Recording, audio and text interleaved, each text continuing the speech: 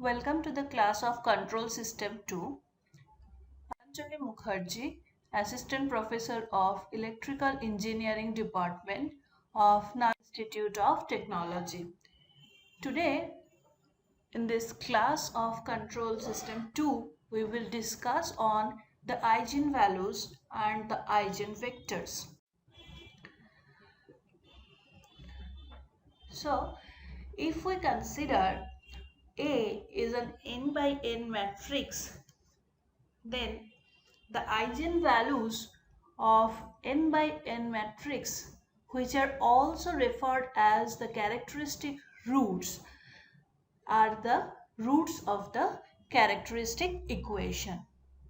That means if a n by n matrix is A and lambda is the scalar for which the Ax is equal to lambda x, which has a non-trivial solution, then lambda is the eigenvalue of the matrix A and x is the corresponding eigenvector of lambda of the A. So, from this definition, we can write that Ax equal to lambda x, or this is equal to lambda I into x. So, A into lambda I into x is equal to 0. This A minus lambda I is called the characteristic matrix, where I is the identity matrix or unit matrix. So the roots of the determinant, that is the determinant of lambda I minus A or A minus lambda I, are known as the eigenvalues. And the determinant of A minus lambda I equal to 0 is the characteristic equation of the system matrix A. So the roots of these characteristic equations are known as the eigenvalues of the system, and the set of eigenvector is called the eigenspace of the matrix A corresponding to each lambda, and the set of all eigenvalues is called a spectrum of the A. So the eigenvalues are the closed loop poles of any given system are same. Now the location of the eigenvalues in the S-plane indicates the system instability. So as per the Routh-Hurwitz criteria, we have found out that if a pole is located at the right hand side of the j omega plane, then the system is unstable. So similarly, for the system to be stable, the eigenvalues cannot be located at the right hand side of the S-plane. And the eigenvalues can be directly obtained from the state equations without converting the state equation into the transfer function. Next, how to determine the eigenvalues. So, from the vector equation, we can write Ax is equal to lambda x or Ax equal to lambda I into x. Or we can take A minus lambda I into x equal to 0, where this A minus lambda I is known as the characteristic equation. So if we find out the characteristic equation, then we solve the characteristic equation, then we will get the roots of the eigenvalues. Now, if a characteristic polynomial has the order of n, then the roots or the eigenvalues will be number of roots or the eigenvalues will be n. So if a system matrix is 2 by 2, then there will be 2 eigenvalues. If a system matrix is 3 by 3, then the roots or the eigenvalues will be 3. So let us take one example to find out the eigenvalue. So here a system matrix is given as 1, 2, 3 and -4. So to find out the eigenvalue, first we have to find out the characteristics matrix. And the characteristic matrix is defined as A minus lambda I. So you have just put the value of A matrix over here minus lambda into identity matrix. As the system matrix is a 2 by 2 matrix, the identity matrix will also have the same order. That is, it is also a 2 by 2 matrix. And identity matrix is 1, 0, 0, 1. So next, 1, 2, 3 minus 4 minus lambda 0, 0 lambda. So it will give the result of 1 minus lambda, 2, 3 and minus 4 minus lambda. So when we have calculated the characteristic matrix, next we will consider the characteristic equation. And the characteristic equation is defined as the determinant of A minus lambda I. So we have to find out the determinant of this characteristics matrix. So as per the matrix multiplication, we are getting the result in this way, that 1 minus lambda into minus 4 minus lambda minus 2 into 3 is equal to 0, which gives us lambda square plus 3 lambda minus 10 equal to 0. And the solution of this characteristic equation gives us the two eigenvalues of the system.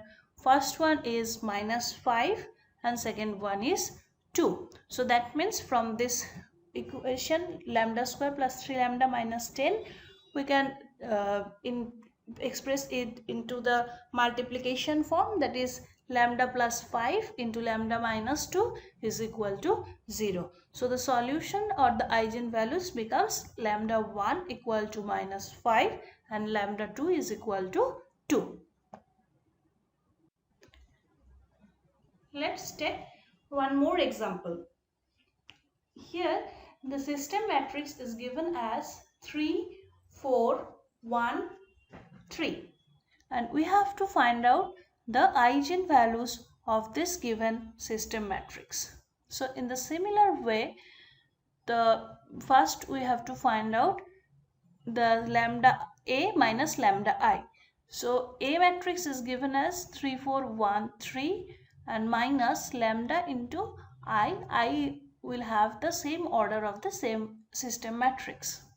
So it gives us the characteristic equation, determinant of 3 minus lambda, 4, 1, 3 minus lambda is equal to 0, or the determinant equal to 3 minus lambda into 3 minus lambda minus of 4. That means 3 minus lambda whole square minus 4, which results lambda square minus 6 lambda plus 5 is equal to 0. So this characteristic equation is a second order polynomial equation, and the roots of these characteristic equations are 1 and 5. So the eigenvalues of the given system is 1 and 5. Next is the eigenvalue of a diagonal matrix. So here the diagonal matrix means the upper diagonal elements are 0. It may be the lower diagonal elements also may be 0. So this one is the system matrix, and here the upper diagonal elements are 0. So if we check the characteristic matrix, then lambda I minus A, it becomes lambda minus 2, 0, 0, 1, lambda minus 1, 0, minus 5, minus 3 and lambda plus 3. So the characteristic equation becomes lambda minus 2 into lambda minus 1 into lambda plus 3. So the characteristic equation gives us the solution lambda 1 equal to 2, lambda 2 equal to 1 and lambda 3 is equal to minus 3, and these three are actually the diagonal elements of the given matrix. So in case of the diagonal matrix, the eigenvalues are the diagonal elements.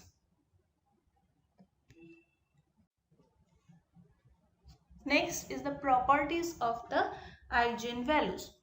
So eigenvalues are the poles or the solution of the characteristic equation, and if we consider a system matrix A and we find out the eigenvalues of the system matrix, then all the eigenvalues will be same as the transpose of the system matrix. That means the eigenvalues of A and A transpose are equal. And the next one is the singular matrix. It has the at least one zero eigenvalue, and if the eigenvalues are lambda 1, lambda 2 and lambda 3, then the eigenvalues of the diagonal and triangular matrices are actually equal to the diagonal elements. And the trace of the system matrix can be obtained by adding all the lambdas or the eigenvalues obtained from the system matrix. So here this is one representation of eigenvalue with respect to the eigenvector. So if we consider A is an n by n matrix and lambda is a scalar value, where x is a non-zero vector in the region of n, then we can write Ax is equal to lambda x. This lambda represents the eigenvalue and this x represents the eigenvector. And we can also interpret it in the geometrical form. So if this one is x-axis and y-axis, so this one is lambda x, or that is equal to Ax, or this is equal to lambda x. So the main properties of the eigenvalues are that the eigenvalues of a system matrix or its transpose matrix will be remain same, and if the matrix is singular matrix, so it will have at least one zero eigenvalue, and the summation of the eigenvalues are also known as the trace of the matrix. And in case of the triangular matrix and the diagonal matrix, the eigenvalues are equal to the diagonal elements. So next is the eigenvector. So if a system matrix is A and eigenvalues are lambda 1, lambda 2 up to lambda I, then for each eigenvalue of the n by n matrix, there will be a non-zero solution vector x, so that Ax is equal to lambda I into xi, and this solution vector is known as the eigenvector. So for the non-zero vector xi, it satisfies the matrix equation lambda I minus A into xi equal to 0, where this lambda I, that is I is equal to 1 to n, denotes the ith eigenvalues of the system matrix A, and is the eigenvalues are for each eigenvalue we can find out eigenvector associated with every eigenvalue of the system matrix A. Now if A has the distinct eigenvalues, the eigenvectors can be obtained directly from lambda I minus A into xi is equal to 0 by the solution of the set of n homogeneous equation written for different values of lambda I. And the eigenvectors have arbitrary length and no eigenvector is unique. The fact is that xi are not unique follows from the fact determinant of lambda I minus A is equal to 0.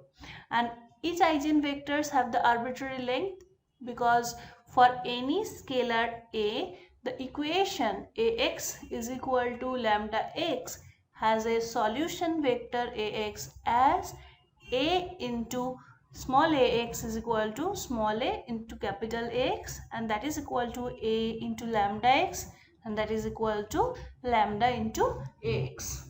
So for n by n A matrix, the number of eigenvalues will be n, and for the each eigenvalue there will be an eigenvector, and the eigenvector will be non-zero vector which satisfy the matrix equation lambda I minus A into xi is equal to 0. Next is how to find out the eigenvector. So first we will find out the characteristic matrix, then the characteristic equation, then from the characteristic equation we will determine first the eigenvalues of the system. So after finding out the eigenvalues, we will use A minus lambda I into x is equal to 0, and this solution of x will gives us the eigenvector. So the possible cases are the distinct eigenvalues. So it produces the linearly independent eigenvectors, and the repeated eigenvalues which produce linearly dependent eigenvectors. So let us explain with an example. So here a system matrix 1, 2, 3 and minus 4 is given. So for this system matrix, the characteristics equation is equal to lambda I minus A. Determinant of that lambda I minus A is equal to 0, and if we solve this, we will find out the lambda 1 equal to minus 5 and lambda 2 is equal to 2. The solution of this lambda I minus A is given as in the previous slide. So first we find out the eigenvalues of the system matrix A. Then we need to find out the eigenvectors of the given system. So Ax is equal to lambda x, or we will put this value over here. So if we multiply, x is a vector, so it can be written as x1 x2. So A into x1 x2, that is equal to lambda into x1 x2. It gives us the result x1 plus 2x2 is equal to lambda into x1. Similarly, for the second row, it will gives us 3 into x1 minus 4 into x2 equal to lambda into x2. So next is the solution. So 1 minus from the first equation, we can write 1 minus lambda into x1 plus 2 into x2 equal to 0. And from the second equation, we can write 3 into x1 minus 4 plus lambda into x2 is equal to 0. Now we have two eigenvalues, and for each eigenvalue there will be an eigenvector. So first we have considered that eigenvector for the eigenvalues minus 5. So we will put minus 5 instead of the lambda. So 1 minus lambda into x1 plus 2x2 equal to 0. If we put lambda equal to minus 5 over here, it gives us 6x1 plus 2x2 equal to 0. And similarly, if we put lambda equal to minus 5 in this second equation, 3x1 minus 4 plus lambda into x2, it gives us the solution 3x1 plus x2 is equal to 0. So from these two equations, we can find out x1 is equal to 1 and minus 3. Similarly, from the second values of lambda, that is lambda is equal to 2, if we put lambda equal to 2 in these two equations, then we are finding out minus of x1 plus 2x2 equal to 0 and 3x1 minus 6x2 is equal to 0. So it gives the solution of x2, 2 and 1. So these 2 and 1 is the second eigenvector corresponding to the eigenvalues 2, and this 1 and minus 3 is the first eigenvector corresponding to the first eigenvalue minus 5. So in this way we can find out the eigenvector of any given system. So hope after this video lecture you have clear idea about today's topic, the eigenvalues and eigenvector. So now we will go through the question answer session in context of this video lecture. So you were requested to go through it gradually and solve the numerical problems by your own, and all the answers are attached at the end of each question.